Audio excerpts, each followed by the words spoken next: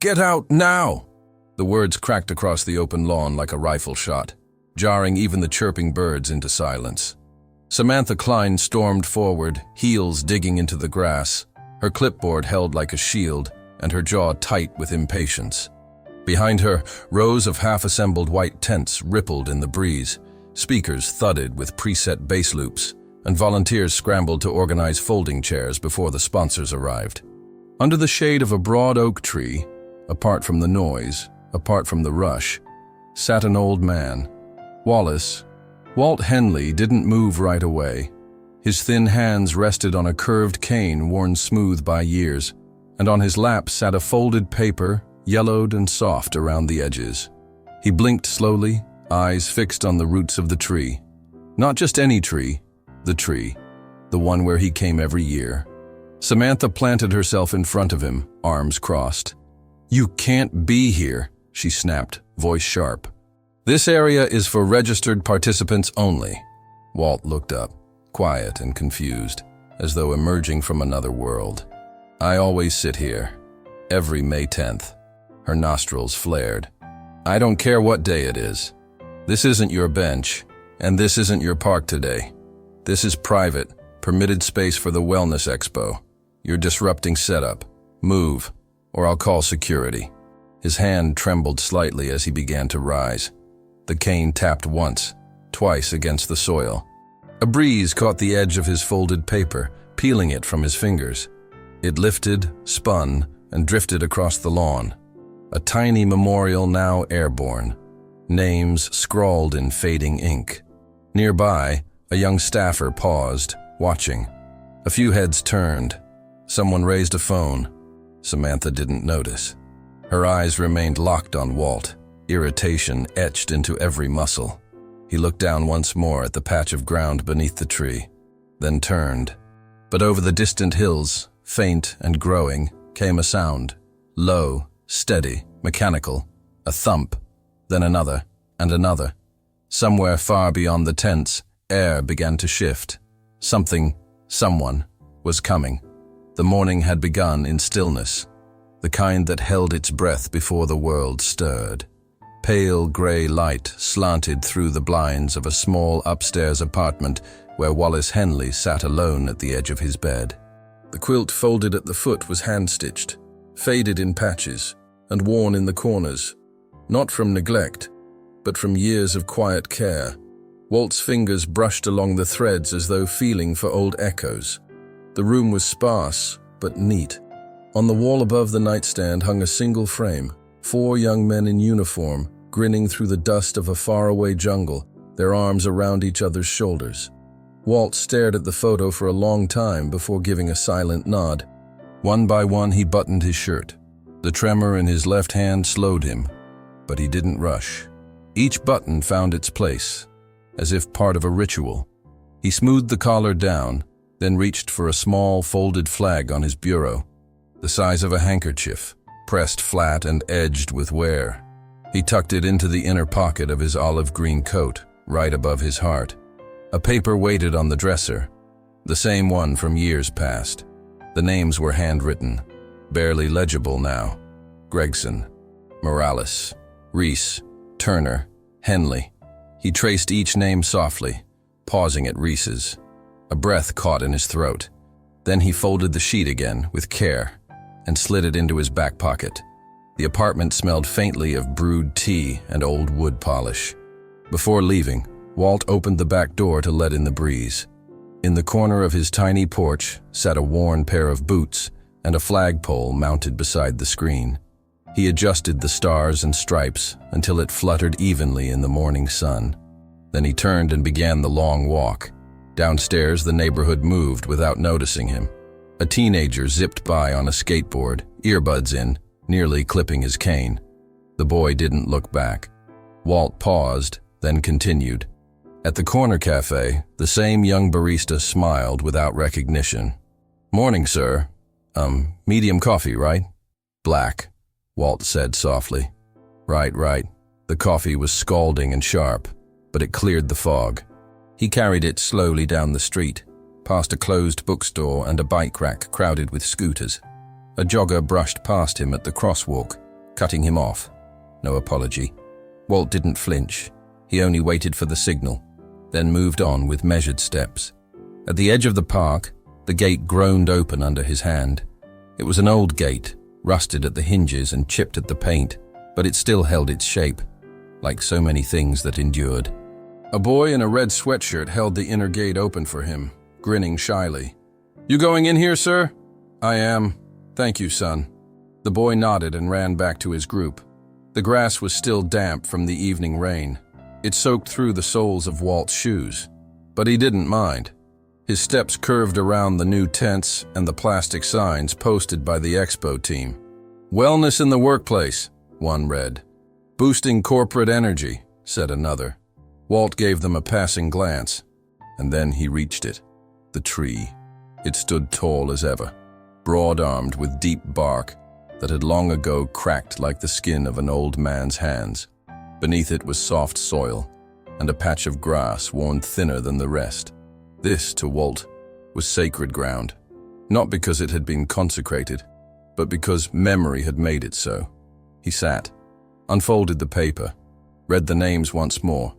Morales, who played harmonica through firestorms. Gregson, who made up riddles in the dark. Turner, who used to sketch birds in his field book. Reese, who had whispered, "If we make it out, May 10th, every year, no matter what." For decades, they had honored it. Some years it had been all 5, then 3, then just Walt and Reese. And now, just Walt. He sat in silence. Above him, birds rustled in the branches. The breeze shifted. Somewhere faintly came the first thrum of bass from a speaker being tested. He closed his eyes and held the moment still. Then the voice came. Sharp, female, clipped. "There he is again!" Samantha's voice carried like a slap across the lawn. She stood a few yards away, one hand on her hip, the other jabbing a phone at a staff member who was mid-stack with a bundle of promotional flyers. Behind her, the tents were up now, and bright banners waved over vendor tables offering kale smoothies, posture assessments, and biometric scans. Laughter and polite small talk filtered through the buzz of pre-event energy. But none of that reached Walt. He sat where he had always sat, at the base of the oak, his back straight, paper in his lap, and his cane balanced gently across both knees. The world bustled around him like wind against a stone. "He's still here?" Samantha barked. The intern beside her flinched slightly. "I think he's just sitting, ma'am, not doing anything." "He's not part of this event," she snapped. "I told him already, that area is off limits. This is a curated space. Sponsors expect a clean view and controlled participation." She spun toward another staffer, a younger man with a headset. "Remove that folding chair. Now." The young man hesitated, glancing toward Walt, then toward the camera crew adjusting their tripods near the fountain. The look in his eyes flickered. Discomfort, maybe. Uncertainty. But Samantha's presence loomed larger than his hesitation. She leaned in. No exceptions. Not for anyone. He nodded stiffly and made his way toward the tree. Walt looked up as the young man approached, his steps slow, uncertain. For a moment, they just stared at each other. The old man seated in quiet dignity, the young one holding awkward authority in his palms.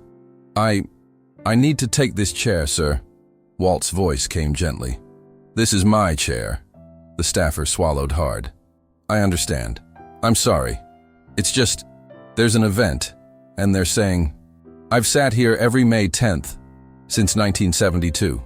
A beat passed. The young man looked down. Then, after a breath, he reached slowly for the chair. Walt rose before he could touch it. He stood carefully, steadying himself with the cane, the paper crumpling slightly in his hand. The breeze caught again, teasing at the edges of the names. Across the lawn, several people had paused. A couple sipping green drinks turned toward the oak. A woman near the refreshment tent lowered her phone mid-selfie. No one spoke, but more eyes turned. Samantha noticed. She squared her shoulders and marched closer, motioning sharply at the staffer. He stepped aside immediately. "I asked you to leave, sir. I was clear. This space is not for personal gatherings. It's a private rental, under municipal code." Walt blinked once. I'm not gathering, just remembering. You're disrupting flow and attracting attention. We have camera crews here. This doesn't look good. He glanced toward the tree, then at her, steady. This was always their spot. They're gone now, but I promised I'd come. I don't want to bother anyone. She gestured behind her. You're already bothering everyone. A teenager near the kombucha cart had begun filming. Samantha's tone didn't shift. I'm asking one last time.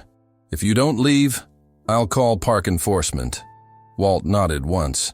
Not in surrender, but in resignation. He folded the chair carefully, his motions slow and deliberate, the kind of care only grief teaches. Then he turned to go. The paper slipped from his grip. It fluttered again, skipping like a lost leaf, twisting between the chair legs, skidding across the grass. No one moved to retrieve it, and Walt did not chase it. The thrum of distant bass from the expo's speakers continued. But somewhere beyond the pop music and laughter, the breeze shifted again, and under it, faint at first, like the pulse of something ancient and mechanical, came the low, unmistakable thud of rotors in motion. The jungle air was thick with heat and tension. It pressed down from all sides, turning breath into weight and sweat into a second skin. The Bell UH-1 Huey lifted slowly above the clearing, its blades carving the sky with a steady whoomp, whoomp, whoomp that echoed in every soldier's chest like a heartbeat too large to carry. Walt gripped the side rail of the helicopter, one boot balanced on the skid, the other still inside. His fingers were white against the metal. In his other hand, a folded terrain map fluttered wildly, edges stained with red clay and moisture.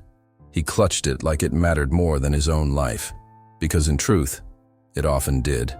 Inside the Huey, 3 other men shifted gear, checking rifles, adjusting straps. They didn't speak. They had spoken before takeoff, brief and sharp, when every word had a purpose. Now, there was nothing left but the sound of the rotors and the heavy breath of anticipation. 5 mics out, the pilot crackled through the comm. Walt glanced toward Reese, sitting across from him, helmet tilted back slightly. A lock of sweat-matted hair clung to his brow. He gave Walt a nod, not nervous, not forced, just steady. Behind his eyes, trust. Still think we're headed into a ghost town? Reese asked, voice low, almost lost in the wind. Walt didn't answer at first. He looked down through the open door. The jungle floor rose like a green ocean, broken only by the spindly stretch of river and one clearing too clean, too quiet. I think we're not the first ones to look for ghosts, he replied. The landing wasn't clean. The Huey hit the ground harder than planned, kicking up a halo of dust and grass. The crew scattered instantly, Walt among them, radio slung across his back, boots pounding toward a half-collapsed village hut that served as their observation point. He moved fast, despite the weight, scanning treetops, sensing the air. Then came the burst. Gunfire ripped through the stillness, not sharp and precise, but frantic, echoing. A trap sprung late. Bullets chewed through the edge of the roof, sending splinters into Walt's side. He dropped low, pressing behind a wall, heart hammering against his ribs. Then he heard it. "Leg! My leg's stuck!" It was Morales. Walt didn't hesitate. He moved low and fast, across the open yard where bullets cracked past his boots. Reese was firing from cover, laying suppressing rounds with a calm that masked the chaos. Walt found Morales half covered by debris, one leg pinned beneath a fractured support beam. Blood soaked his pant leg. His helmet had fallen, eyes wide with panic. "I got you," Walt whispered. He wedged his shoulder under the beam and heaved. It groaned, the wood straining like a tree about to split. Morales screamed in pain, but he was free. Walt pulled him clear, just as another burst tore through the structure. He fell backward into the dust, Morales in his arms, chest heaving. And then, the sound came. Another Huey. Not theirs. Not on the manifest. Backup, unasked for, but heaven sent. A second bird tore low across the trees. Doors open, rope already unwinding. Walt lifted his head, disoriented, blood running from a gash near his eye. Reese waved it in, guiding it with wide, practiced circles. They were lifted out not by command, not by plan, but by loyalty. The kind that moved mountains, the kind that answered prayers before they were spoken. Back in the present, Walt's hand twitched slightly as he stood in the grass. The memory faded slowly, not like a dream, but like a photograph pulled from sunlight. Its echoes lingered behind his eyes. Above him, leaves rustled. A gust passed over the green, and far off, now unmistakable, came the growing roar of rotor blades. The sound grew steadily, no longer a murmur in the breeze, but a presence, a pressure. Heads turned instinctively, faces squinting toward the sky. Conversation faltered across the park as the rhythm thickened, the unmistakable thud of military rotors growing louder with every second. Samantha froze mid-stride. She had been directing a vendor to reposition their hydration stand when the first gust hit, strong enough to lift a paper banner from its taped anchor. It flapped wildly, snapping once before flying into a vendor's face. Napkins from a display cart spiraled upward like startled birds. "What the?" she muttered, shielding her eyes. By then, the Black Hawk was visible. It came in low and deliberate, its profile sleek, matte black against the blue canvas of the late morning sky. It cleared the treetops by a breath, engines thrumming like a war drum echoing across time. The sheer volume silenced the park. Children clutched at their parents. Phones tilted upward.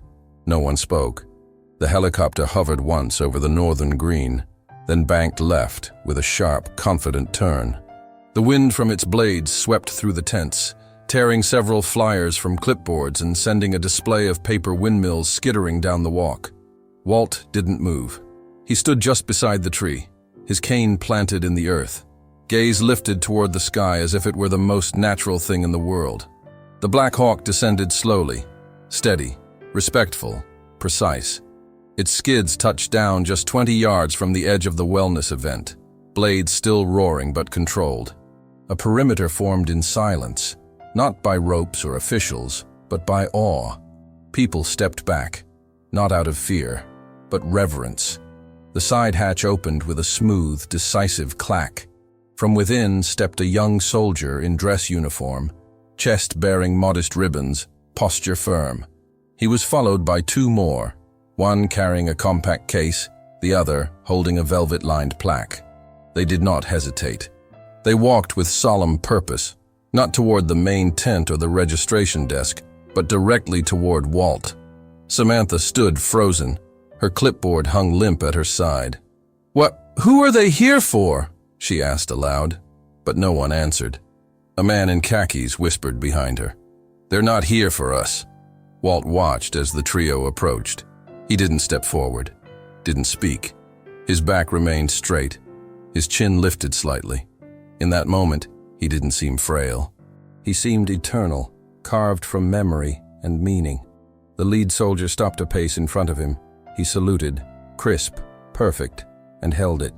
Walt returned it, slow and steady, hand trembling only slightly. Then the soldier spoke. "Sir, permission to reinstate the fallen." Walt nodded. The second soldier opened the case. Inside, a folded flag, tightly bound, a set of airborne insignia, and a weathered patch stitched with the names of 5 men. The soldier spoke again, voice loud enough for the park to hear. "By order of Command Fort Dix, and with the request of Specialist First Class Wallace Henley, we return these honors to their rightful post. We mark this ground as hallowed, not by fence, but by memory." A murmur moved through the onlookers like a current of reverence. A woman near the smoothie stand lowered her phone. A teenager beside her slowly removed his cap. Samantha took one step backward. "I didn't know," she whispered, breath catching. A man beside her answered, voice low. "You didn't ask." The third soldier stepped forward and gently unfolded a portable seat, one bearing the insignia of the 1st Cavalry Division, Air Mobile. He placed it beneath the oak, dusted it once with his hand, and stepped back. Then he turned and retrieved the paper, the one that had blown away, the list. He held it out to Walt, both hands, like offering scripture. Walt took it, smoothing the creases gently. Then, at last, he sat. Not because he was tired, but because this ground was meant to be sat upon. The Black Hawk remained. Its engine turned low, blades slowing, the wind softening like breath after a held note. And for one suspended minute, the park was still. No music, no voice over microphone, no sponsorship announcements, only silence, and the long shadow of a man who kept his promise. Walt sat beneath the oak tree, the wind gentler now, brushing through the leaves like the touch of a familiar hand. The portable seat held him with quiet dignity, its insignia gleaming faintly in the dappled sun. The folded list rested in his lap, his thumb softly tracing each name, one after the other, as if they could still feel it.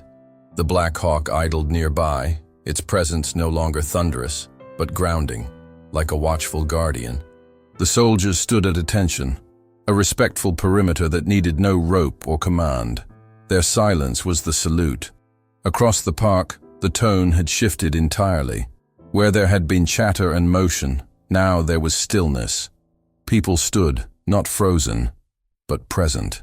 A woman who had earlier balanced a tray of smoothies now pressed her hand over her chest.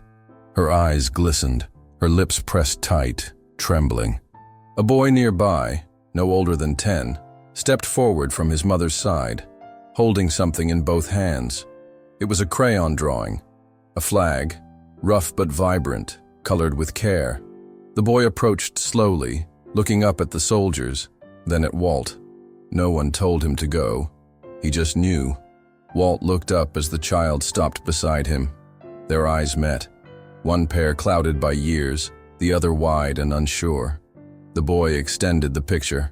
"I made this in school," he said. "It's for you." Walt took it with both hands. His voice was nearly a whisper. "Then I'll keep it safe." A ripple moved through the crowd.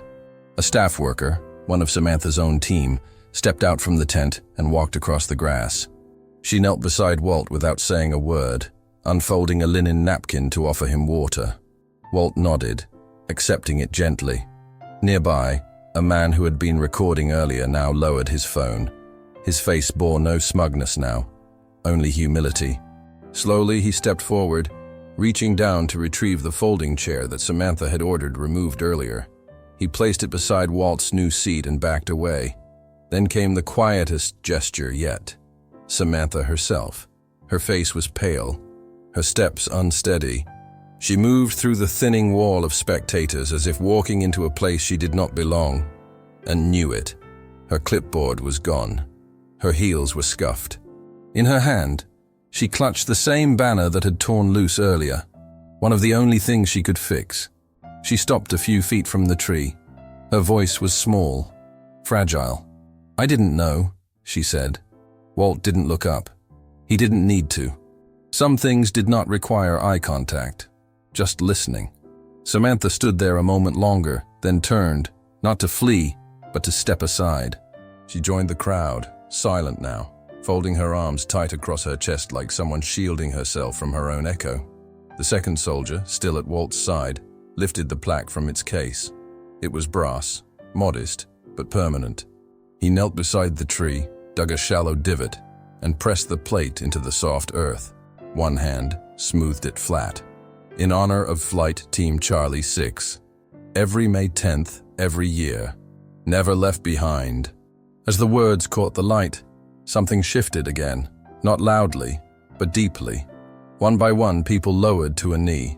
Some folded hands, others bowed heads. There was no spoken instruction, only instinct, recognition.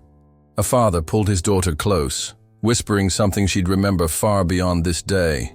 A veteran in the back wiped his eye with the back of his hand. Another placed his coin at the base of the tree. Walt looked around slowly, not with pride, not with bitterness, just the quiet relief of a man who had kept a promise and been witnessed doing so. The breeze returned, gentle and constant, lifting the edges of the boy's crayon flag still tucked in Walt's lap. And for a moment, the sound of the world faded completely.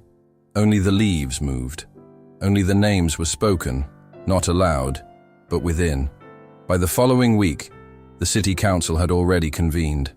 Not because of public outrage, not due to pressure from any national media coverage, there had been none yet, but because several of the staff members from the park event, including 2 volunteers and a groundskeeper, had filed a formal petition.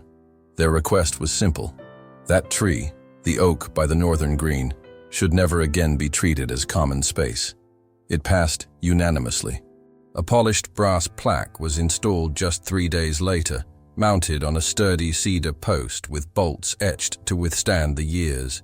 A velvet ribbon was tied across it, and beneath the plaque sat the original folding seat, the one Walt had brought, the one they had removed.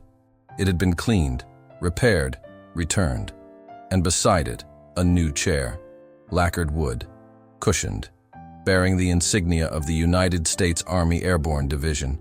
The park erected a modest wooden sign at the entrance. It read, "Veterans Remembrance Zone, protected year-round, respect requested, silence honored." The community began to shift around it. Once only known for corporate events and joggers cutting through, the green now saw new visitors. Veterans in wheelchairs, couples with old service jackets, families with folded flags clutched in careful arms. And Samantha, she didn't return immediately, but when she did, it was quiet. No fanfare, no speech. Just a folding chair in her hand and a single red carnation tucked beneath her arm. She wore jeans that day, a gray sweatshirt, her hair tied back. She sat near the tree, not beneath it. She watched, and when a family approached with a small boy carrying a letter, she stood to make room. She never introduced herself. She didn't need to. The soldier who had placed the plaque came again the next month, then again in the fall. He brought a clipboard too, but his was filled with names, service dates, contact forms. He was organizing. It began informally, but soon a small veterans liaison group was founded. They met monthly, first in the park, then at a local library. The mission was clear: to ensure no veteran had to remember alone. And in a quiet town that rarely made the news, a local article was written. One column, black and white print. The headline read, "One seat beneath a tree, how a town learned what it means to stand down." The evening light spilled long across the kitchen floor, laying amber shadows over the worn linoleum and the edge of Wallace Henley's chair. The soft ticking of the wall clock marked time with no urgency. On the small wooden table next to a gently steaming mug of tea sat a new frame. Simple, black, steady. Inside it, the boy's crayon flag. Beside it, the folded note from the cadet, carefully pressed, its edges neat as if ironed by memory. Walt leaned back slightly, the quiet groan of the chair legs blending with the rustle of the breeze outside his window. The silence no longer felt hollow. It felt complete. He glanced toward the corner where his flag case rested. The triangular glass reflected the soft light, casting the faintest glint on the edge of his cane, now propped near the door. The tip of it, still scuffed from decades of faithful use, now sat beside a second walking stick, newer, polished, engraved with the words, "With honor," a gift from the officer who had saluted him in the park. Walt stood slowly, the frame in one hand, and made his way to the porch. The screen door creaked open like an old friend sighing in recognition. Outside, the world was winding down. The sun, low but bright, dipped behind the far trees in a golden hush. Wind passed through the sycamores gently, with the same cadence it had carried that day beneath the oak, slow, unhurried, reverent. Then came a sound, soft at first, barely perceptible, but Walt paused, turning his ear toward it. The distant hum of blades. High, faint. A single helicopter passed overhead. A civilian medevac by its markings, not military. But the shape, the rhythm, the presence still stirred something rooted deeper than instinct. Walt looked up and held it there, eyes tracking the dark body of the aircraft as it moved across the wide summer sky. He did not salute. He did not weep. He simply watched, as one who had waited, as one who had witnessed, as one who knew the meaning of every shadow beneath a rotor. When the noise faded, and only the quiet remained, Walt stepped back inside. On his way to the table, he paused near the photo, the one taped long ago to the mirror's frame. 4 men, smiling, young, sunburnt cheeks, arm in arm, all alive, just for that moment in time. He tapped the glass lightly. "Still here," he murmured. He returned to his chair. Outside, dusk arrived with no trumpet, just the soft pulse of time moving forward and a town that for once had remembered what it was made of. If stories like this resonate with your heart, like and subscribe for more untold moments of honor and kindness. Let us know where you're watching from, and if this moment brought back memories you carry with you. The best way to honor their memory is to keep listening. Click on the suggested video now, and we'll walk together through another untold chapter of courage and sacrifice.